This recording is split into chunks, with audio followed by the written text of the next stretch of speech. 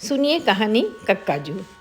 कितने वर्षों बाद उसी घर आंगन को देख रही थी जहाँ पैदा हुई थी, बड़ी हुई थी और विदा होकर ससुराल जाकर वहीं की हो गई थी। माँ पिताजी के ना रहने पर भी भैया भाभी के नेह की डोरी यहाँ खींच लाती थी, क्योंकि उन्होंने इस घर की हवा बदलने नहीं दी थी। पर जैसे जैसे भाइयों के बेटे बेटियों की शादियां होने लगीं, उनकी बहुओं दामादों समधियों के अड्डे उन कमरों में जमने लगे जहां केवल हम भाई बहनों का आधिपत्य होता था। वैसे वैसे लगने लगा कि अब हम आगंतुक होते जा रहे हैं इस घर में। एक बार तो भैया की नातिन ने पूछ ही लिया, बुआ नानी, मैं भी बाहर से आई हूँ और आप भी, पर आप तो इस घर की हर चीज़ को पहचानती हैं, क्या आप पहले यहाँ आ चुकी हैं? तभी लगा कि पहले जो इस घर की पहचान मेरे नाम से होती थी, अब नहीं रही। घर ने मुझे दूर झटक दिया है। भतीजे के बेटे का यज्ञोपवीत संस्कार था। भैया भाभी के सड़क दुर्घटना में चले जाने के बाद इस घर में यह पहला मांगलिक आयोजन था, इसलिए आना अनिवार्य हो गया था। पुरानी स्मृतियों का मोह भी सैकड़ों चुंबकों से कम नहीं होता। यादों के गलियारे से होते हुए अपने सामान के पीछे चलते चलते पहली मंजिल तक पहुंच गई कि छत से कक्काजू के घर पर बरबस नज़र पड़ गई। अब वहाँ हवेली नुमा घर नहीं था, तिमंजिली कोठी थी, संगमरमर से जड़ी। देख ही रही थी कि किसी ने पास आकर कहा, कक्काजू अब नहीं रहे। हैरान होने की बात नहीं थी, क्योंकि उनकी उम्र के प्रायः सभी लोग अपनी अपनी आयु पूरी करके दुनिया छोड़ चुके थे। परंतु कक्काजू जैसे कद्दावर शख्स को देखकर तो बचपन से हमारी धारणा थी कि वे कालजयी हैं, जिसे शस्त्र काटे न अग्नि जलाए, बुझाए न पानी न मृत्यु मिटाए। आयु की इतनी सीढ़ियाँ चढ़ते चढ़ते जीवन के आवागमन चक्र की वास्तविकता समझ चुकी थी, परंतु कक्काजू अब केवल स्मृति शेष रह गए हैं। इस क्षोभ ने मन को उन्हीं से जोड़ दिया। कक्काजू का पूरा नाम था ठाकुर नगेंद्र प्रताप सिंह रघुवंशी। पिताजी से 2-4 बरस छोटे, पर उनके अति आत्मीय परम मित्र। हम थे शाकाहारी ब्राह्मण और वे मांसाहारी क्षत्रिय, फिर भी पारिवारिक जड़ें कहीं गहरे तक मिल चुकी थीं। कितने अभिभूत रहते थे हम सब कक्काजू के व्यक्तित्व से। योग प्राणायाम से साधा हुआ शरीर, हंस धवल कलशदार धोती कुर्ता और सुनहरा चश्मा। अपनी सहारनपुरी छड़ी लहराते हुए जब आते तो किमाम मिश्रित पान की महक से घर गमक उठता। जाप करते आते थे, हे सच्चिदानंद प्रभु, और लगता सत चित आनंद साक्षात चले आ रहे हों। अंतिम समय में उनसे तब मिली थी जब काकी सिधारी थी। कक्काजू ने काकी के देहावसान पर कोई हाहाकार नहीं मचाया। कहते, तुम्हारी काकी भरी पूरी गई हैं जीवन यात्रा में सभी कर्तव्य पूरे करके। त्रिवर्ग की साधना पूरी करके कक्काजू भी तो जीवन मुक्त हो चुके थे। जब पिताजी स्वतंत्रता आंदोलन में जेल चले जाते तो कक्काजू अनजाने ही हमारे संरक्षक बन जाते। सुना था कि एक बार जब पिताजी कारावास झेल रहे थे, हमारे कोई संबंधी वकील साहब पिताजी के यश को कलंकित करने की नीयत से माँ से एक इकरारनामे पर दस्तखत कराने आए थे कि आगे से पिताजी स्वतंत्रता संग्राम से दूर रहेंगे, अतः उन्हें जेल से रिहा किया जाए। अपने घर से ही उन वकील साहब को दालान में बैठा देखकर कक्काजू लपक कर आए थे और पूरी खुली आवाज़ में ललकार कर बाहर के बाहर खदेड़ दिया था। तो हमारे परिवार के मान सम्मान के रखवाले भी थे कक्काजू। कक्काजू की बेटियां मंदाकिनी और अलकनंदा मेरी सखियां थीं, इसलिए मेरा उस घर से अधिक लगाव था। कक्काजू मालगुजार थे, गांव में ही रहते थे, लेकिन जब उनके बच्चों ने तहसील के हाई स्कूल में पढ़ना शुरू किया तो उन्होंने एक छोटी हवेली यहाँ बनवा दी। इस हवेली के 2 कमरे उनके ही गांव क्या 10 गांव के लोगों के लिए खोले थे कि जब भी कोर्ट कचहरी अस्पताल बाजार हाट के काम से कोई आए तो वहीं रैन बसेरा करे। हम लड़कियों को उन अतिथियों के आने का बड़ा इंतज़ार रहता, क्योंकि रेडियो पर गाने के लिए नए नए लोकगीत हमें उन्हीं से मिलते थे। इसी हवेली के आंगन में मल्हार, फगुआ, आल्हा घंटों जमते थे।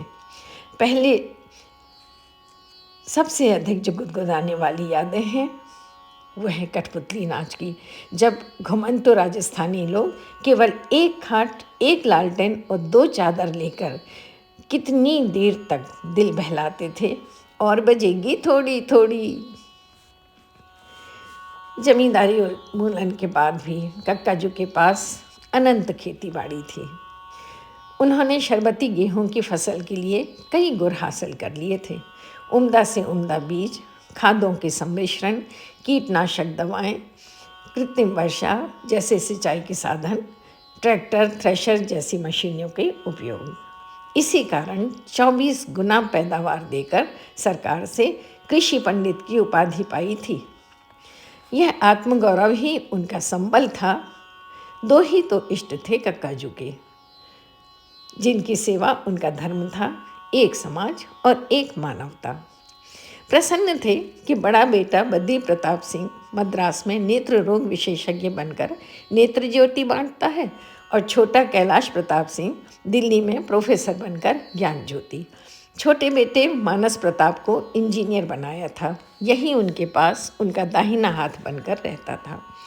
धीरे धीरे उन्होंने अपना पूरा काम उसके हवाले कर दिया था। पिताजी कहते थे कि कक्काजू के नाम नगेंद्र का अर्थ है हिमालय। उनकी संतान के नाम भी हिमालय से जुड़े हैं।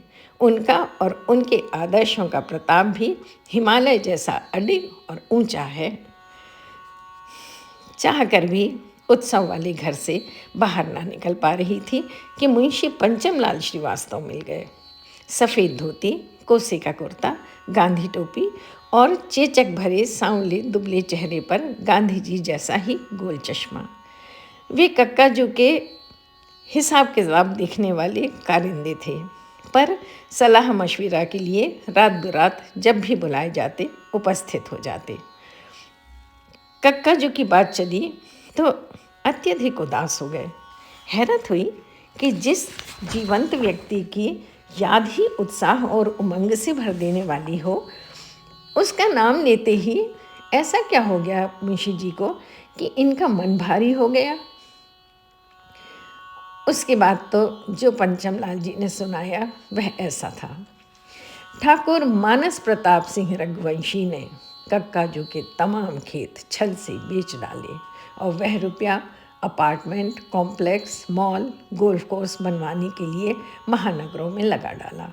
और यह बात भी कक्काजू को तब पता चली जब एक दिन गांव से आकर हरिशंकर पटेल उनके पैर छूकर कहने लगे, पाए लागन कक्काजू, अब इस साल से आपकी ज़मीन पर हम गेहूँ बोएंगे, पर हुजूर आपके आशीर्वाद के बिना हल नहीं चलेंगे। आप खेतों पर चलें, क्योंकि पहला बीज तो आपके ही हाथों से डलेगा। कक्काजू पहले कुछ समझे नहीं, पर बाद में जान गए कि चिरंजीव ने कृषि पंडित की सारी कृषि को कंक्रीट का जंगल बनाने के लिए बेच दिया। न बीज खाद पानी डालने की मेहनत, न मौसम का मिजाज भांपने की किल्लत और न मंडी का रुख देखने की ज़रूरत। यहाँ कंस्ट्रक्शन में तो लाभांश सीधा बैंक में जमा। घर बैठो ऐश करो। गांव जाओ तो धूप धूल और शहर जाओ तो एयर कंडीशन चैम्बर्स। पैसा लगाओ तो बाजार में साख अच्छी, बिल्डर्स एसोसिएशन में धाक अच्छी। ऐसा सदमा पहुंचा कक्काजू को कि वाणी चली गई। पता नहीं शारीरिक क्षति हो गई थी या मानसिक, या ऐसी वितृष्णा हो गई कि स्वयं बोलना बंद कर दिया था। किंतु फिर किसी ने उनका कंठस्वर नहीं सुना। पहले तो उनके बैठक खाने में से ऐसे हंसी के ठहाके गूंजते थे कि पूरी हवेली झंझना जाती थी। अभी कुछ सालों से जब से वे ऊंचा सुनने लगे थे तो तार स्वर की आवाज़ें और भी खनकदार होती थीं। एक बारात में दूल्हे के डीएसपी मामा ने ऐसी बंदूक दागी कि कक्काजू के कान के पास से गोली सन्नाती हुई निकली, तभी से कक्काजू के कानों के पर्दे फट गए थे, ऐसा कहा जाता है। मुंशी पंचमलाल जी ने आगे बताया कि इस सपूत ने तो उनकी इस कमज़ोरी का भी फ़ायदा उठाया था। जब काकी की अंतिम यात्रा निकल रही थी और कक्काजू कहे जा रहे थे कि बाजे गाजे के साथ उनको ले जाओ भाई, तब इस पुत्र ने उनसे कह दिया था कि बाजे तो जुलूस के आगे आगे बज रहे हैं, सिर्फ आपको नहीं सुनाई दे रहे। दरअसल बाजे बुलवाए ही नहीं गए थे। लेकिन बिटिया कक्काजू को मृत्यु इतने आराम से ले गई कि उन्हें बेटे से 2 घूंट पानी भी नहीं मांगना पड़ा। ऐसे सोए कि चिर निद्रा में ही चले गए। उन पर बुजुर्गियत इतनी शोभा देती थी कि क्या किसी को जवानी सजती होगी। वे युवा नहीं थे, पर गर्मजोशी युवाओं सी थी। कहते हुए गहन अवसाद में डूब गए मुंशी जी। ज़माने ने मारे जवां कैसे कैसे, ज़मीं खा गई आसमां कैसे कैसे। सब सुनकर लगा जैसे कलेजा चीर दिया गया हो। फिर भी कक्काजू की दहलीज पर एक बार तो प्रणाम करने जाना ही था। जाकर देखा गेट के सामने ही बड़ा सुंदर भव्य मंदिर बना गया है। मन कुछ आश्वस्त हुआ। राधा कृष्ण की मोहक छवि ने मरहम का काम किया। मानस प्रताप से कहा, अच्छा हुआ कक्काजू के सम्मान में तुमने उनके धन से एक पुण्य कार्य कर दिया। वह तपाक से बोला, अरे नहीं नहीं जीजी, इसमें उनका कुछ भी नहीं लगा।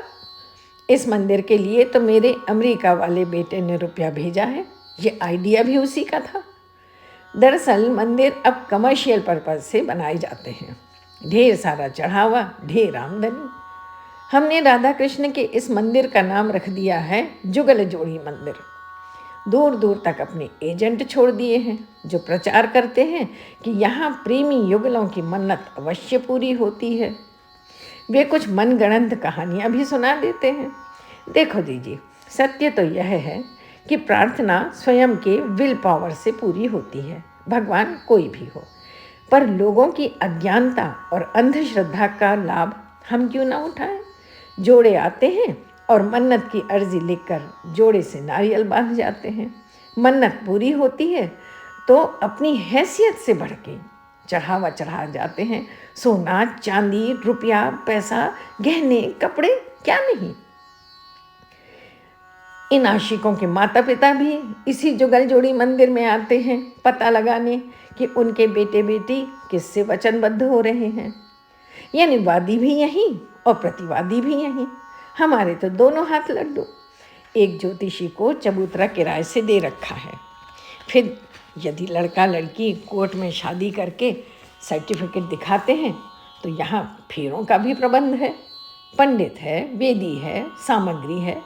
अरे यहाँ तक कि कन्यादान देने वाले भी हम किराए से बुलवा देते हैं। देखो जीजी, अब किसी काम में हाथ डालो तो सभी संभावनाएं देखनी पड़ती हैं, है ना। ये अन्याय नहीं, अन्य आय है। संस्कृत में BA MA करके लड़के बिना नौकरी के घूमते फिरते हैं। किसी भी सुदर्शन युवक को छोटी मोटी तनख्वाह पर पुजारी बना के रख लो, फिर यहाँ बंधी आए तो है नहीं कि शो करो। समाज में अच्छी इमेज बन जाती है, वह अलग। तिथि त्योहार एक आध भंडारा करवा दो तो और बढ़िया। अब यदि कभी चुनाव के लिए खड़े हुए तो राजनीति में इनडायरेक्टली ही लाभ होगा। मंदिर के नाम से अतिक्रमण कर लो और फिर भक्तों की आस्था से जोड़ दो तो सरकार भी ढीली पड़ जाती है।